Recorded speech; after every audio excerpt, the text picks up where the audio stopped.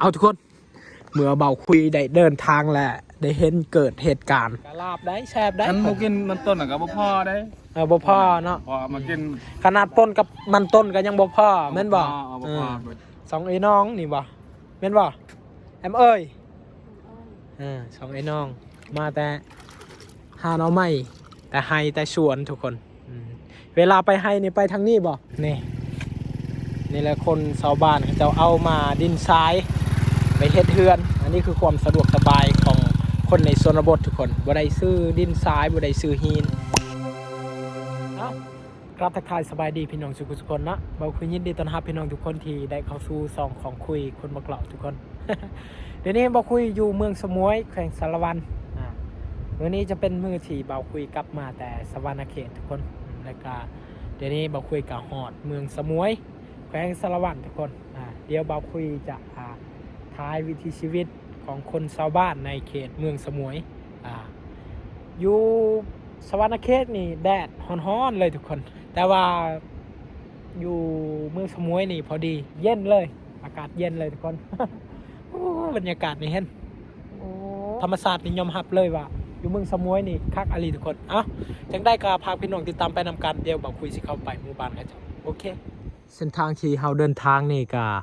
จะประมาณนี้ทุกคนจะไปตามเส้นทางดินแดงแล้วก็ครั้งนี้นี่จะเป็นชวนมันต้นของคนชาวบ้านเขาเจ้าทีนี้เขาเจ้ากำลังลกมันต้นแล้วก็มีคนเวียดเข้าไปซื้อทุกคนเดี๋ยวนี้บ่าวคุยก็ต้องเดินทางไปหมู่บ้านเขาเจ้าเห็นบ่เดี๋ยวนี้มืดครึ้มเลยฝนก็หากระเซาตกบรรยากาศฟ้าหลังฝนทุกคนติดตามไปนำกันเด้อนี่เห็นบ่อันนี้จะเป็นรถของเวียดนามเขาเจ้าไปซื้อมันต้นทุกคนและนี่ก็คืออยู่ทั้งรถหันจะเป็นมันต้นของคนชาวบ้านเขาเจ้าเมืองลกแล้วติดซิงแล้วก็เอาขึ้นรถนี่อันนี้รถมาจากประเทศเวียดนามเขาไปซื้อมันต้นทุกคนถึงได้กาเบาคุยต้องได้เดินทางเนาะเขาไปหมู่บ้านลึกลับเส้นทางก็จะประมาณนี้ทุกคนนี่อันนี้ก็จะเป็นนาเขาเจ้ากำลังเฮ็ดนาทุกคนนี่เห็นบอกเขาเจ้ากำลังบุกเฮ็ดนาอยู่นี่เพราะว่าอยู่นี่มันขี้ต้มตลอดว่ามีน้ำตลอดคนสบายก็เลยเฮ็ดนาทุกคนนี่เห็นรอบบรรยากาศนี่คักอะไรเลยทุกคนธรรมศาสตร์นี่งามอะไร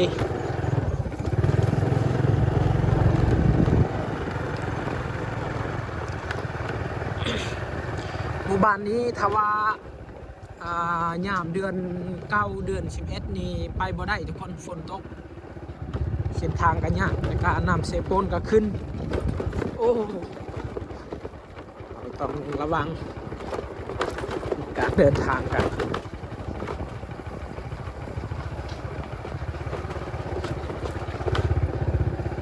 นี่จะเป็นส่วนมันต้นของคนชาวบ้านเมื่อนี่แต่ว่าเขาเจ้าลกแล้วลกเมื่อวานเมื่อชื่นนี้คนแถวนี้ในส่วนหลายเขาเจ้าจะเฮ็ดส่วนมันต้นอันนี้คืออาชีพของคนในหมู่บ้านนี้อยู่หมู่บ้านนี้จะอยู่ติดชายแดนเวียดนามแต่หมู่บ้านนี้ไปหาเวียดนามก็จะประมาณ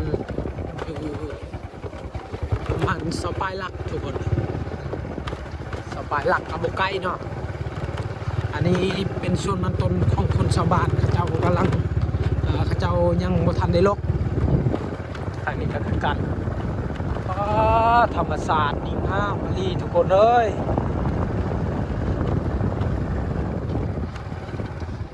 นี่อันนี้ก็คือเบาคุยได้เดินทางไปหอดเซโปนทุกคนเซโปนเมืองสมุยแขวงสารวัน แต่ว่าดีที่มีคนชาวบ้านเขาเจ้ากำลังมาแต่ไฮแต่สวนแล้วก็แพนี่อยู่พังนี้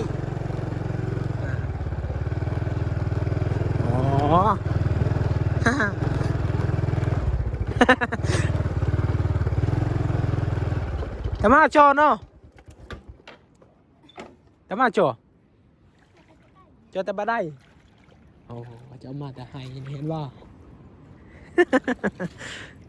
เอามาตันเนาะโอ้มีทั้งผักอีกคู่โอ้ไปหาหน่อไม้เนาะไปชัวบ้างนี่เห็นบ่สองไอ้น้องนี่บ่เห็นบ่แอมเอ้ยสองไอ้น้องมาแต่หาหน่อไม้แต่ให้แต่สวนทุกคนเวลาไปให้นี่ไปทางนี้บ่ปนนั้นเนาะอย่าปนปลาใดกี่ปนนั้นเนาะต้องขี่แพตัวนี้ไปให้เลยต้องขี่แพทุกเช้าทุกแรงทุกคนเอ้าเดี๋ยวนี้คนพังนั่นกำลังรอท่าแพเบาคุยต้องได้ไปแล้วเห็นว่าคนชาวบ้านทางนั้นกำลังท่าแพทุกคนและเบาคุยต้องได้ไปเอ้ายังได้กับพาพี่หนุ่มที่ตามไปนำกันอันนี้คือความสะดวกสบายของคนชาวบ้านเขาจะเอามาแต่ให้แต่ชวนแหละได้ล้างพักล้างหน่อไม้อยู่นำเซโปนนี่เลยแล้วก็กลับบ้านเอาเดี๋ยวนี้บอกคุยก็ต้องได้ไปแล้วบุ้มโอ้คักอะไร นี่เมื่อน้ำร้ายนี่ไปบ่ได้หมู่บ้านนี่ทุกคนเพราะว่าเมื่อน้ำร้ายนี่คนชาวบ้านเขาเจ้าปลดใส่สลิงนี่แล้วก็แพนี่เขาเจ้าเอาขึ้นบกเพราะว่าคันบ่เอาขึ้นบ่ปลดนี่ตัวนี้ใส่สลิงนี่จะขาดทุกคนแล้วก็แพนี่มันสิไหลไปตามน้ำเดี๋ยวนี้คนชาวบ้านสิออกไปนอกก็ต้องขี่แพตัวนี้แล้วก็คันแพตัวนี้อยู่พังนี้ก็ต้องทาให้มีคน มีคนไปอยู่พังนั่นแหละได้ไปคันบ่แล้วบ่ได้ไปทุกคนนี่เห็นว่าเราต้องได้ลอยไปเอาโอ้บรรยากาศนี่คักอะไรทุกคนนี่เห็นว่า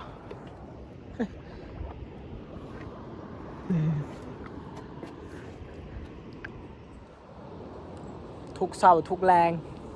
เวลาอยากออกไปใช้ก็ต้องขี้แพะทุกคนเอ้ยนี่เห็นว่า เบาคุยรู้สึกว่ามีความสุขหลายที่ได้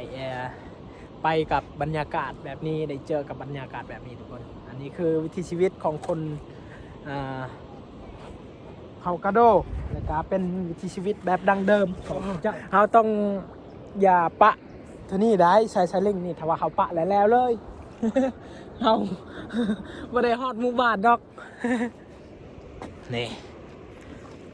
ข้าเจ้ากำลังทาเบาคุยเพราะว่าทาแผลตัวนี้เนาะต้องเบาคุยหอดพังนั่นก่อนแหละข้าเจ้าจึงได้ไปโอ้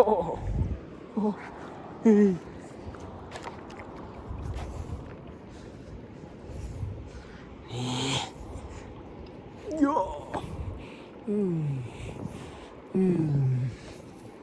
โอ้ย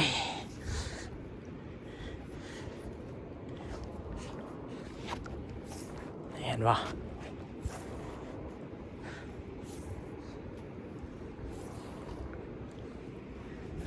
ฮอตแล้ว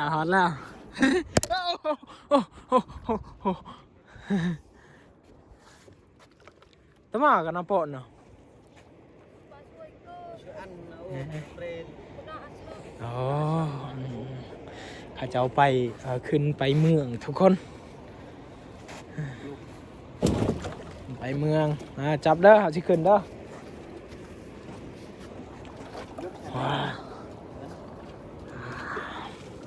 เอาวันนี้ถือว่าหอดเป็นที่เรียบร้อยแล้วทุกคนเอ้ย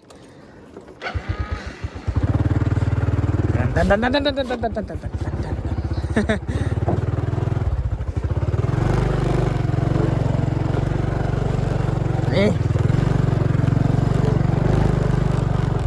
โอเคบังนี่ไป2 คนนี่สบายทุกคนถ้าว่าผู้เดียวนี่จะยากหน่อยนึงเพราะว่าเราต้องได้จอดรถแหละบ่มีภัยจับรถหนะนี่เห็นปะไปแล้วบัดนี้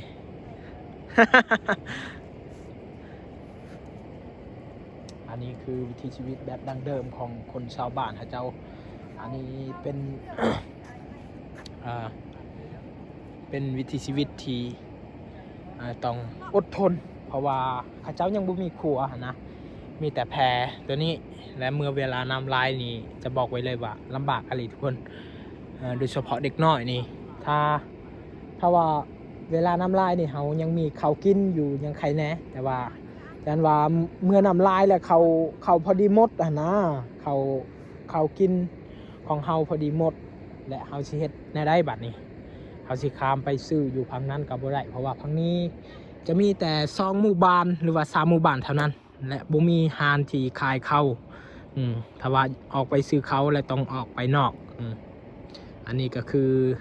เส้นทางที่จะเข้า3 หมู่บ้านของชนเผ่ากะโดวิถีชีวิตแบบดังเดิมเอา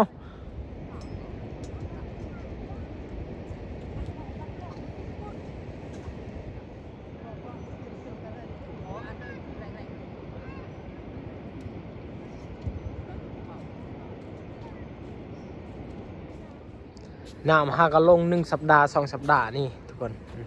ถ้าเมื่อเวลาน้ำลายนี่หอดพุ่นเลยได้เบิ้ลเชียบ่ โอ้เพิ่นมาหากินทุกคนเบิ้ง มาไปล่ำอ๋อได้หลายแค่นี่ นี่กี่แรง โอ้กระเร่งนี่โอ้ป่าตัวนี้คือปลาที่แซ่บที่สุดในเซโปนเฮาทุกคนนี่โอ้เพิ่นได้หลายเลยนี่ได้ มาเนาะ เบิ้นเชียซะเอ้ยเอา นอนเต็มหมูคำ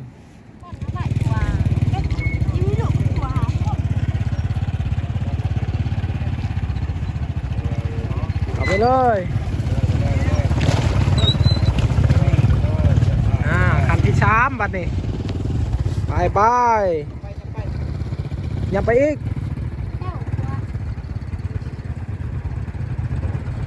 เวลาเขาขึ้นแพเนี่ยเขาต้องระวังได้เพราะว่าหลายคนเลยตกน้ำอยู่นี่ทุกคน เมื่อขึ้นแพแล้วลุดไปเลย เอาวันนี้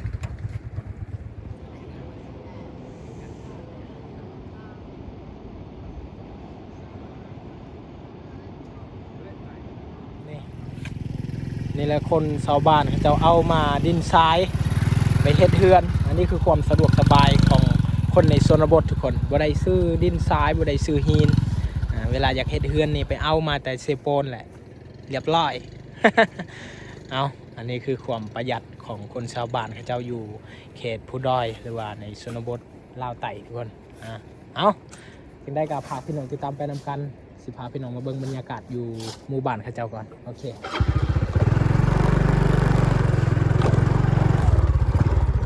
เอาทุกคนเมื่อเบาคุยได้เดินทางแหละได้เห็นเกิดเหตุการณ์ไฟไหม้เกือบแหละทุกคนแต่ว่าดีที่คนชาวบ้านมาช่วยทันเป็นจังได้นออยู่ข้างในโอ้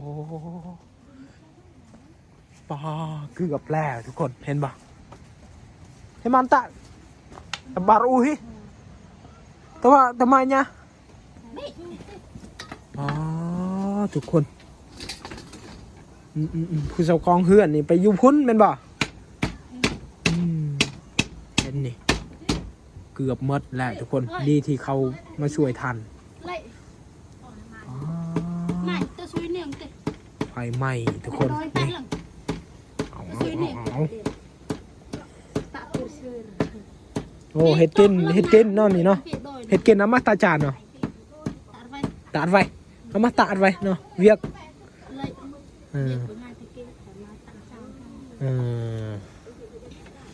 นี่เพิ่นกำลังเห็ดกิน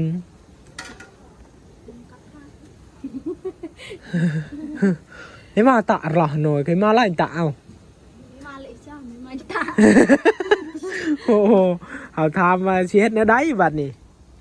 เพื่อนก็ไหม้หมดนี่เห็นบ่สิอยู่ในได้นี่เห็นบ่นี่ทุกคนดีที่เขามาช่วยท่านนี่แล้วพัวเจ้าไปใช้พัวเจ้าโอ้พัวเพิ่นนี่พยายามแฮวทุกคน เข้าป่าพยายามแฮว นี่เอา นำมาห้องตั้งแต่ประเภทประกำเลยช่างเฮ้ยห้องมาห้องเติมประมาณนั้น เห็นบอสาลีนี่ใหม่หมดสาลีนี่เขาจะเอาไว้ปลูก แหล่งบ่อนนี้ก็จะ ปีนาเห็นบ่นี่โอ้ใหม่หมดนี่เฮ้ยเห็นบ่หลังขานั่นก็หมดเลยเบิ้งเข้านี่ก็ไหม้ทุกคนอ๋อเบิ้งนี่ใหม่หมดเลยทุกคนนี่เห็นบ่เช่นน่ะปจอยเลยเช่นน่ะ ini mana an lagu บอนปนน่ะ jam nanya an cena เช่นน่ะถือว่ามีคนร้ายมาช่อยเนาะคันว่ามี5 คนไปช่อยทุกคนพันบ่อนั่นแล้วหมดเลยนี่เห็นบ่เกือบแล้วขันบ่มีคนมาซอยนี่หมดเลยของอยู่ข้างในเฮือนเห็นบ่เอาโอ้เกิดเหตุการณ์ที่บ่คาดคิดเลยทุกคนนี่เอาโอเคพี่น้องเอาอันนี้คือข้าวของคนเผากระโดนี่เพราะว่าเขาเจ้าเฮ็ดให้ปีนึงนี่ได้ประมาณจักสอบได้บ่10 สอบบ่ น้ำ5 ชอบนะ โอ้มีบางครอบครัวเนาะ มันต้นนะ บางครอบครัวก็ได้10 สอบบางครอบครัวก็ได้แต่5 สอบก็เลยเขาเจ้ากินป้นกับมันต้นตัวนี้ทุกคนเห็นบ่แล้วก็อาหารมื้อนี้ก็ลาบได้แซ่บได้ ฉันบ่กินมันต้นกับบ่พ่อได้ บ่พอเนาะ พอมากิน ขนาดป้นกับมันต้นก็ยังบ่พอแม่นบ่ บ่พ่อบ่นี่เนี่ยกินต้นกับพอเลยพอไปดีเนาะ แม่นนี่เห็นบ่ลาบปลาได้อาหารเพิ่นนี่เห็นบ่เอากินให้แซ่บเด้อไผผู้เฮ็ดนี่ ให้นี่เนี่ย เจ้าเองบ่ ตัวเองเฮ็ดปลาแต่ผักเส เจ้าเองเนาะเฮ็ดเนาะ ก่อนจะพี่ออกเบอร์วันเข้าเบอร์วันพุธ นี่เห็นบ่เอาคำใหญ่ๆเลยกระลำปืดๆลังไม่ตะนี่เห็นบ่นี่